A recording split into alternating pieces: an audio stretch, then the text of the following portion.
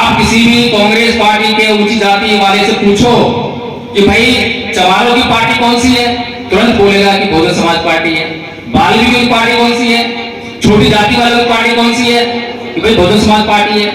और बाल्मीकि बस्ती में जाकर पूछो कि भाई आपकी पार्टी कौन सी है, कि मेरी आम आदमी पार्टी है, मेरी कांग्रेस पार्टी है, मेरी बीजेपी पार्टी है। लो हो गई जीत, हो गए हमारे महापुरुष प्रसन्न। ब्राह्मण संस्कृति है और दूसरी तरफ बौद्ध संस्कृति है। तीसरी को संस्कृति की बात बाबा साहेब ने नहीं करी है। बताइए बाबा साहेब ने कभी अगर रविदास संस्कृति का नाम लिया हो, या आप बताइए कि रविदास संस्कृति नाम की कोई संस्कृति यहाँ पे एग्जिस्ट करती हो, कोई संस्कृति है? बताइए। कबीरदास नाम की कोई संस्कृति है? कोई संस्कृति नहीं है। इसीलिए बाबा साहेब जानते हैं कि ये सांस्कृतिक मामला है, इसीलिए दो संस्कृतियों के बीच में एक संस्कृति को चुनना पड़ेगा। सोचता है कि कोई वकील बन गया तो बुद्धिजीवी है, कोई डॉक्टर हो गया तो बुद्धिजीवी है, कोई आईएएस आईपीएस हो गया तो बुद्धिजीवी है। नहीं, जो लोग अपना पेट पालने के लिए नौकरी करते हैं, पढ़ाई लिखाई करते हैं, वो कभी बुद्धिजीवी नहीं हो सकते। जो लोग अपने समाज का उत्थान करने के लिए, अपने समाज का उद्धार करने के लिए पढ़ाई लिखाई करते हैं और जब नौकरी में आते हैं तो वो लोग बुद्धिजीवी होते हैं। आप अपना आसपास नजर घुमा के देखो कि कितने लोग आपको बुद्धिजीवी नजर आएंगे। और बुद्धिजीवी की पहचान और है कि वो दूरदृष्टा होता है, दूर की सोच रखता है, अपने दुश्मन की सटीक पहचान रखता है, अपने दुश्मन से लगातार अपने समाज को जागरूक। आपको एक मकान के मालिक हैं और एक आदमी आया किराएदार बनकर कि मुझे जो है मैं किराया दूंगा आपको, मुझे रहने दीजिए। आपने उसको याद दे दी। कुछ दिनों के बाद आपने उसे कहा भाई अब ये मकान मुझे रहने के लिए चाहिए, और वो किराएदार बोला कि ये मकान तो मेरा है। उसने थोड़ी जोर जबरदस्ती करी, कुछ जोर लगाया, लेकिन उसको उसने मार के भगा दिया। अब उसने कहा कि तुझे मैं एक कोठरी दे देता हूं, मेरे घर के बाहर पड़ी है, जो अगर तुझे रहना है तो वहां रह ले। छोटी सी कोठरी थी। अब बेचारा कह रहा कि ठीक है, लेकिन एक शर्त है, तुझे वो कोठरी रहने के लिए मिल जाएगी, शर्त है तुझे मेरे सारे काम करने पड़ेंगे। अब बताइए, मकान का मालिक अब उस किराएदार का, जिसका मकान नहीं था, उस मकान मालिक को उसने गुलाम बना लिया। गुलाम बाबा साहब डॉक्टर भीमराव अम्बेडकर ने तो वो वाली मजबूरी भी खत्म कर दी। संविधान के माध्यम से आपको जो है वो अधिकार दे दिया, रानी के पेट का ऑपरेशन कर दिया। अब आपको वो ताकत दे दी कि आप जो है अपने वोट की ताकत से खुद से इस देश के दोबारा से मालिक बन जाओ। आसान काम था, लेकिन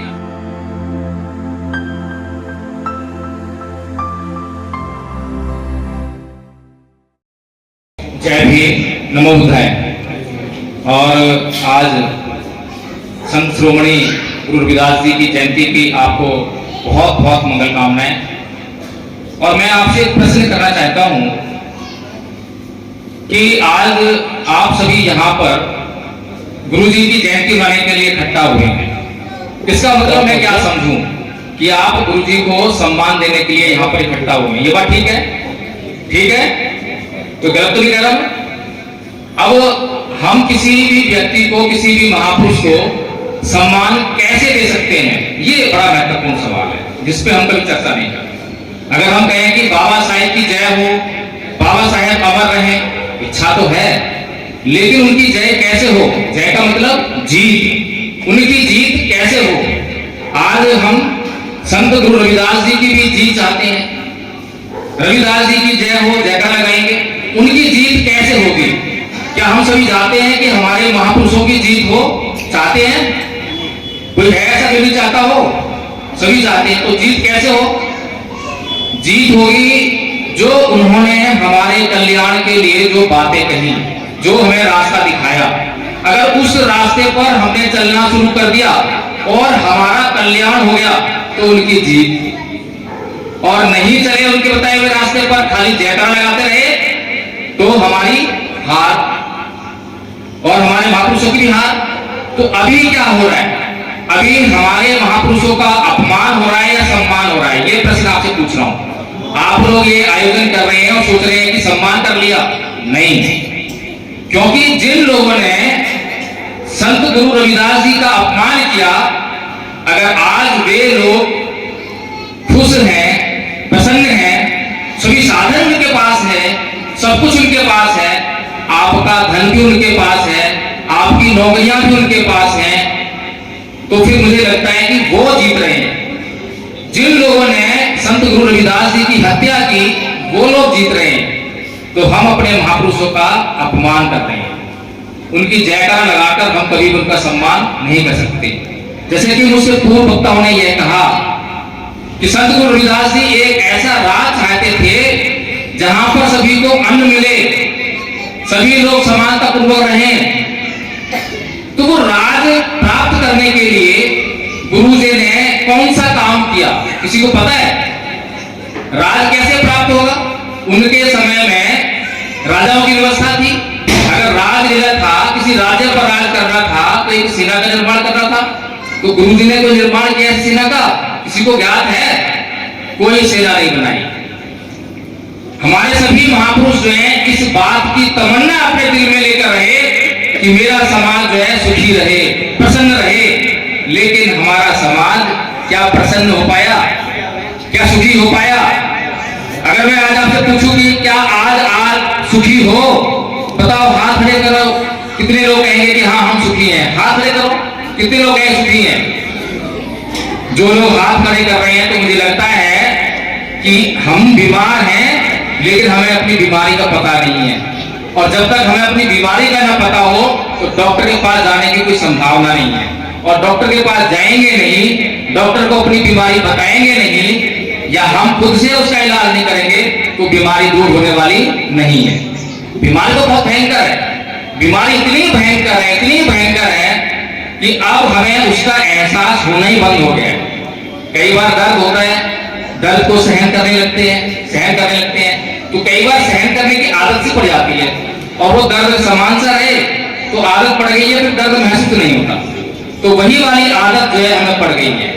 अब हमें पता ही नहीं चला कि हम संख्या में जो है इतने बड़ा समाज है, लेकिन आज तक हम सत्ता में नहीं आए। और सत्ता में नहीं आए तो क्या हुआ? सत्ता में नहीं आए तो क्या हुआ? कोई बात नहीं, लेकिन उसके ना आने से हमें कौन कौन से दुख मिल रहे हैं? आपके पास उद्योग हैं, बताइए हमारे समाज के कितने लोगों के पास फैक्ट्रियां हैं, कंपनियां हैं बड़ी बड़ी, बताइए कितने लोगों के पास है? हमारे समाज के पास नौकरियां हैं, सरकारी नौकरियां हैं भी। बाबा साहेब की कृपा से संविधान के माध्यम से आपको आरक्षण से नौकरियां मिली, लेकिन अब वो भी जा रही है। तो आपके पास इस देश में बहुत कुछ हो सकता था। आपकी हालत पता है कैसी है? आप एक मकान के मालिक हैं और एक आदमी आया किराएदार बनकर कि मुझे जो है मैं किराया दूंगा आपको, मुझे रहने दीजिए। आपने उसको याद दे दी। कुछ दिनों के बाद आपने उससे कहा भाई अब ये मकान मुझे रहने के लिए चाहिए, और वो किराएदार बोला कि ये मकान तो मेरा है। उसने थोड़ी जोर जबरदस्ती करी, कुछ जोर लगाया, लेकिन उसको उसने मार के भगा दिया। अब उसने कहा कि तुझे मैं एक कोठरी दे देता हूं, मेरे घर के बाहर पड़ी है, जो अगर तुझे रहना है तो वहां रह ले। छोटी सी कोठरी थी। अब बेचारा कह रहा कि ठीक है, लेकिन एक शर्त है, तुझे वो कोठरी रहने के लिए मिल जाएगी, शर्त है तुझे मेरे सारे काम करने पड़ेंगे। अब बताइए, मकान का मालिक अब उस किराएदार का, जिसका मकान नहीं था, उस मकान मालिक को उसने गुलाम बना लिया। गुलाम बना लिया तो आप लोग जो बताओ, गुलाम हो या मालिक हो? बताइए कितने लोगों के पास प्रॉपर्टीज हैं? और जिन लोगों के पास प्रॉपर्टी है, जिन लोगों के पास सत्ता है, क्या वो लोग इस देश के मालिक हैं? इस देश के मूल निवासी हैं? नहीं है। किसकी कमी? किसकी कमी है? संत गुरु रविदास जी की इच्छा थी कि ऐसा राज हमें मिले, लेकिन उसके लिए वो कोई व्यवस्था नहीं दे पाए, मजबूरी थी। लेकिन परम पूज्य बाबा साहेब डॉक्टर भीमराव अम्बेडकर ने तो वो वाली मजबूरी भी खत्म कर दी। संविधान के माध्यम से आपको जो है वो अधिकार दे दिया, रानी के पेट का ऑपरेशन कर दिया। अब आपको वो ताकत दे दी कि आप जो है अपने वोट की ताकत से खुद से इस देश के दोबारा से मालिक बन जाओ। आसान काम था, लेकिन ये आसान काम जभी आसान है जब हमें उस वोट की ताकत पता लग जाए, उसकी समझ हमें आ जाए। मैं एक कहानी सुनाता हूं। ये कहानी रोमन साम्राज्य की, रोमन साम्राज्य की है। उसमें दो जातियां थी, एक छोटी जाति, एक बड़ी जाति। प्लेबियन और पैट्रिशियन नाम जातियां थी। अब मैं छोटी जाति बड़ी जाति क्या कहूंगा, क्योंकि ताकि आपको समझ में आए, आपको यही बातें समझ में आती है तो इसी भाषा में मैं आपसे बात करूं। अब जो बड़ी जाति थी वो हजारों साल से उस रोमन साम्राज्य पर शासन करती थी, राजा बनती थी हजारों साल से। अब जो छोटी जाति वाले बहुत भारी संख्या थी उनकी, जैसे हम लोग संख्या है, बहुत ज्यादा संख्या है, ऐसी उनकी संख्या थी। अब उन्होंने बहुत संघर्ष किया, लड़ाई करी, बहुत संघर्ष किया, बहुत जाने गई। बहुत लंबे संघर्ष के बाद उन्हें अपना राजा चुन लेने का एक अधिकार मिल गया। और उसके बाद जब उन्हें अधिकार मिला तो संख्या उनकी ज्यादा थी, तो उनकी संख्या ज्यादा होने के कारण उन्होंने अपना राजा भी चुन लिया। छोटी जाति का ही राजा चुना गया। अब वहां पर एक परंपरा थी। वो परंपरा ये थी कि वहां पर एक देवी का मंदिर था, और उस मंदिर में ये परंपरा थी जब भी कोई राजा बनेगा तो पहले उसको आके उस देवी से अनुमति लेनी पड़ेगी कि क्या मैं राजा बन सकता हूं। तो जो प्लेबियन यानी कि छोटी जाति के लोग जिन्होंने अपना राजा चुना, उनका राजा भी वहां पर अनुमति लेने गया। तो वहां पर उसने जब अनुमति मांगी देवी से, तो वहां पर जो, अब देवी क्या है, कोई साक्षात देवी हो तो कुछ न्याय भी करे, फिर वो पत्थर की मूर्ति है। अब वहां का जो पुजारी है वही उसका जो प्रतिनिधित्व है। तो उसने कुछ ऐसा किया और आगे बाहर बोला पुजारी कि ये राजा जो है देवी को स्वीकार नहीं है। हजारों साल की त्याग, तपस्या, संघर्ष एक पल में उनका जो है छीन लिया गया। किस कारण से छीन लिया गया? ये मानसिक गुलामी के कारण छीन लिया गया। ये कहानी मुझे जो है बाबा साहेब के साहित्य से मिली। बाबा साहेब ने लिखा है, और बाबा साहेब जो है इसी बात को समझाते हुए भारत के लोगों को, अभी कैलाश माथुर जी बड़ा दुख रो रहे थे कि दुख मैं इस तरह जानता हूं, लेकिन मैं एक बात जानता हूं कि आज हमारा समाज बुद्धिजीवी नाम का जो शब्द है उसका मतलब नहीं जानता कि बुद्धिजीवी कौन है। आज हमारा समाज सोचता है कि कोई वकील बन गया तो बुद्धिजीवी है, कोई डॉक्टर हो गया तो बुद्धिजीवी है, कोई आईएएस आईपीएस हो गया तो बुद्धिजीवी है। नहीं, जो लोग अपना पेट पालने के लिए नौकरी करते हैं, पढ़ाई लिखाई करते हैं, वो कभी बुद्धिजीवी नहीं हो सकते। जो लोग अपने समाज का उत्थान करने के लिए, अपने समाज का उद्धार करने के लिए पढ़ाई लिखाई करते हैं और जब नौकरी में आते हैं तो वो लोग बुद्धिजीवी होते हैं। आप अपना आसपास नजर घुमा के देखो कि कितने लोग आपको बुद्धिजीवी नजर आएंगे।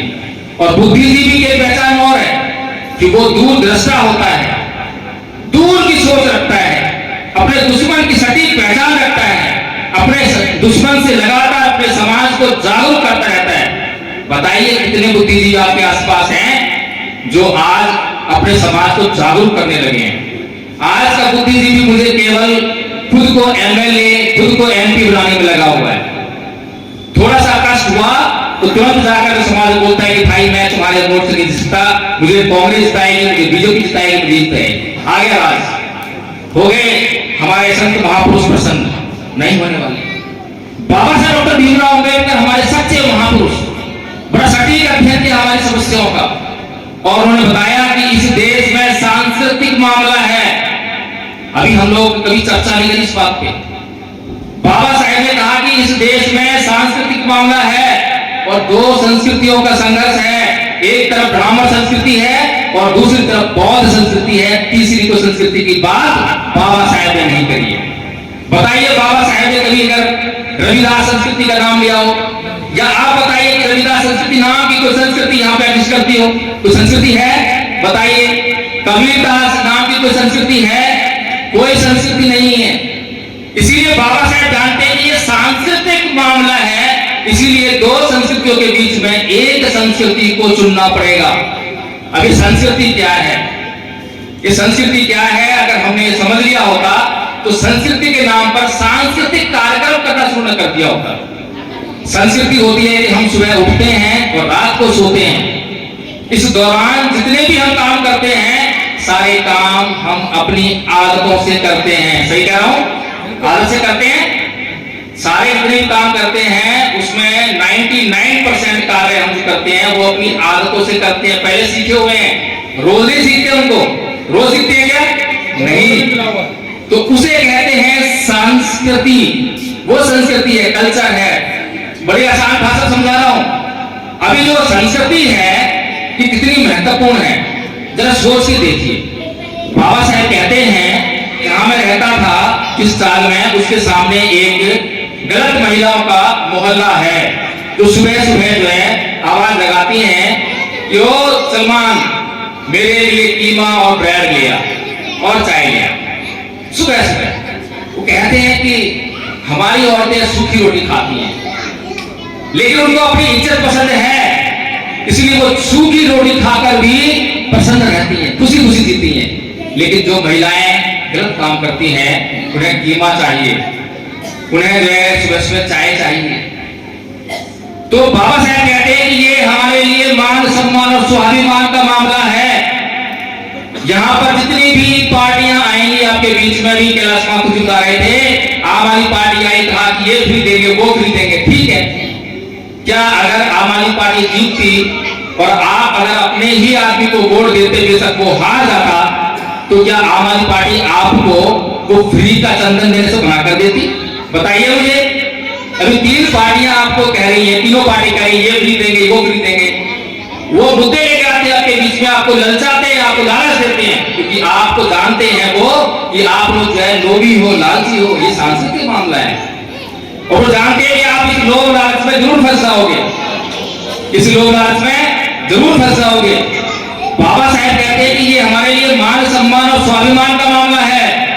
कोई आपको फ्री का जितना मर्जी लोभ लालच दे, लेकिन आपको सिर्फ एक ही जगह फोकस करना है कि आम आदमी पार्टी मेरे समाज की पार्टी नहीं है।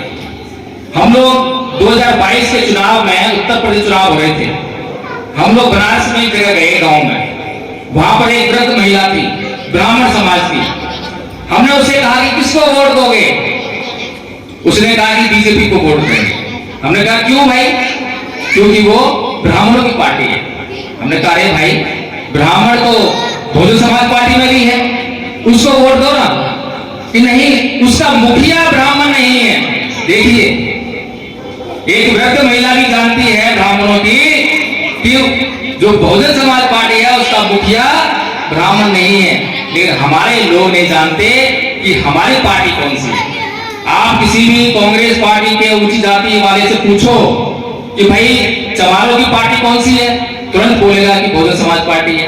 बाल्मीकि की पार्टी कौन सी है, छोटी जाति वालों की पार्टी कौन सी है, कि भाई बहुजन समाज पार्टी है। और बाल्मीकि बस्ती में जाके पूछो कि भाई आपकी पार्टी कौन सी है, कि मेरी आम आदमी पार्टी है, मेरी कांग्रेस पार्टी है, मेरी बीजेपी पार्टी है। लोग हो गई चीज, हो गए हमारे महापुरुष प्रसन्न, हो गए प्रसन्न। हमें हमारे दुख नहीं मालूम है कि हम दुखी हैं, फिर हमें उन दुखों का इलाज नहीं मालूम है। फिर सबसे बड़ी समस्या ये है कि जो दुखों का इलाज करना चाहे उसको अपने पास नहीं भटकने देते, सबसे बड़ी समस्या। और डॉक्टर को अपने घर में नहीं आने दोगे तो इलाज कैसे करेगा? बाबा साहेब वो आपके घरों में है ही नहीं। जो बाबा साहेब आपके घरों में नहीं होंगे, बाबा साहेब का साहित्य आपके घरों में नहीं होगा, तो जो बातें मैंने बताई हैं मैं कोई कहीं से और से लेकर आया हूं क्या? मैंने बाबा साहेब की किताबें पढ़ी, उसमें से निकाल के आपको ये बातें बताई। तो बाबा साहेब कहते हैं कि हमारी समस्याएं संस्कृति से जुड़ी हुई हैं और हमें सांस्कृतिक विजय हासिल करनी पड़ेगी, क्योंकि रविदास जी का सांस्कृतिक मामला नहीं है, वो हमारे महापुरुष हो सकते हैं। कबीरदास जी का सांस्कृतिक मामला नहीं है, वो हमारे महापुरुष हो सकते हैं। लेकिन जब संस्कृति की बात करेंगे तो हमें बौद्ध संस्कृति के नाम पर सबको इकट्ठा होना पड़ेगा।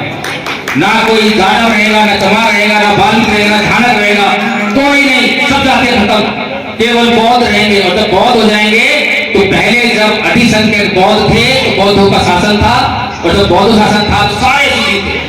बाबा साहब ने दिया ना कि बौद्ध में भारत बनाना है। और प्रश्न ये उठता है कि भाई भारत को बौद्ध में क्यों करें, हिंदू राष्ट्र क्यों बनाए, मुस्लिम राष्ट्र क्यों बनाए, ये सवाल उठेंगे। तो अगर हिंदू राष्ट्र बनेगा तो नजारा आप देख रहे हैं कि बोल जय श्री राम, डंडा मारते हैं, जय श्री राम बुलवाते हैं, हत्याएं कर देते हैं। मुस्लिमों का भी यही हाल है। पूरी दुनिया में जितने भी धर्म है, हिंदू धर्म, मुस्लिम धर्म, ईसाई धर्म, मैं खुलकर कह रहा हूं, चुनौती से कह रहा हूं, इतिहास पढ़ के देख लो, सभी का जो फैलने का जो आधार है वो हिंसा है। हिंसा के बल पर, तलवार के बल पर, बंदूक के बल पर फैलाए गए हैं। लेकिन एकमात्र पूरी दुनिया में अगर कोई धर्म है जो बिना एक रक्त खून की बहाए अगर कोई फैला है, पूरी दुनिया में फैला है, तो केवल और केवल बौद्ध धर्म है। अब बताइए, जिसमें इतनी ताकत है, अपने आप से फैलने की ताकत है, अपने गुण के आधार पर फैलने की ताकत है, जो एक हमारे लिए दवा का काम कर सकता है, लेकिन हम तो उसको जानते ही नहीं है, घर में आने ही नहीं देते हैं। तो कैसे उसको जानेंगे, कैसे उसको मानेंगे और कैसे उसका आचरण करेंगे और कैसे अपने दुखों को दूर करेंगे। तो मैं आज संत शिरोमणि गुरु रविदास जी की जयंती पर आप लोगों के बीच में उपस्थित हुआ हूं। मेरा मन जो है कभी भी नाचने गाने का नहीं करता। बाबा साहेब को एक उनका साथी जो है एक बार ले गया थिएटर में, क्या बाबा साहब आज गन लेके आए, चले गए बाबा साहब, 15-20 मिनट के अंदर बेचैन हो गए, बेचैन होकर बाहर निकल गए, छोड़ गए। बताइए किस चीज की बेचैनी है, किस चीज की बेचैनी है? हम लोग दुख दर्द में तड़प रहे हैं, हमें बेचैनी नहीं है। हमारे सामने जैसे कोई मनोरंजन की चीज आती है, हम नाचने गाने लगते हैं। मान्यवर साहेब कांसी राम जी ने अपने पूरे जिंदगी में कभी भी जाति का अत्याचार सहन नहीं करा। पूरा जीवन जो है अपनी जाति को जातिवाद के अत्याचार और शोषण से मुक्त करने लगा दिया। इसे महापुरुष कहते हैं। इसीलिए मेरा आपसे ये निवेदन है, हाथ जोड़ के निवेदन कर रहा हूं कि आप लोग अपने दुख दर्द को समझिए, अपनी ताकत को समझिए। आपकी ताकत के बल पर केजरीवाल जी सरकार बना लेते हैं। केजरीवाल जी को उनका समाज यानी बढ़िया समाज वोट नहीं देता, उसका वोट जो है बीजेपी जाता है। तो केजरीवाल सरकार जो है जवानों के बल पर, वाल्मीकि के बल पर नहीं है। लेकिन जब राज्यसभा में 4 सांसद भेजने की बारी आती है तो एक भी वाल्मीकि को दिखाई नहीं देता, एक भी चमार दिखाई देते, भी घाटी थाना कोई दिखाई नहीं देता, उनको कोई दिखाई देता। तो वहां पर अपने समाज के 2 लोग भेजते हैं, बढ़िया समाज के। सोचिए आपको जो क्या मुफ्त दिया है, आपको जितना भी मुफ्त दिया है, क्या उनके फैक्ट्री लगी है, कंपनी चल रही है जहां से कमा के आपको मुफ्त लाकर दे रहे हैं? बताइए मुझे, कहां से मुफ्त लाकर दे रहे हैं? आपके विकास के लिए जो पैसा आएगा उसी को डाइवर्ट करके आपको मुफ्त दे देंगे। कर लीजिए। कितनी नौकरियां जो है, एक आदमी को सरकारी नौकरी देने के लिए कम से कम 70-80 हजार रुपए देने पड़ेंगे, वहीं पर 10-15 हजार रुपए में कितने लोगों को नौकरियां दे रहे हैं? ठेकेदारी प्रथा, आपका वो शोषण कर रहे हैं, आप ही के हिस्से का जो काट के आपको ऐसे नहीं वैसे दे रहे हैं। आपने उनसे कभी सरकारी नौकरी की बात करी, शिक्षा की बात करी, स्कूल खोलने की बात करते तो आप कितने बच्चे जो है विदेश पढ़ने गए स्कूलों में, स्कूल में कॉलेज में पढ़ने के विदेश गया, क्या आपके आसपास कोई गया हो? बताइए मुझे। लेकिन बड़े बड़े वादे आपको दिखाए जाते हैं, टीवी उनके पास है, प्रचार तंत्र उनके पास है, आपको भ्रम में फैला दिया जाता है। लेकिन मैं यही कहूंगा कि अगर आप लोग जो है यहाँ बैठे हुए, बहुत ज्यादा संख्या नहीं है आपकी, लेकिन इतने लोग जाग जाएं, अपने आसपास के लोगों को जगाने लग जाएं, बाबा साहब की बात मानने लग जाएं, बाबा साहब की बात करने लग जाएं, तो मैं ये जानता हूं कि आज नहीं तो कल हम अपनी ताकत का जो प्रभाव है इस देश में जमा कर दिखा देंगे। आप सभी को इसी खबर में फिर से संत गुरु रविदास जी की जयंती बहुत मंगल कामना करता हूँ। जय भीम, नमो बुद्धाय।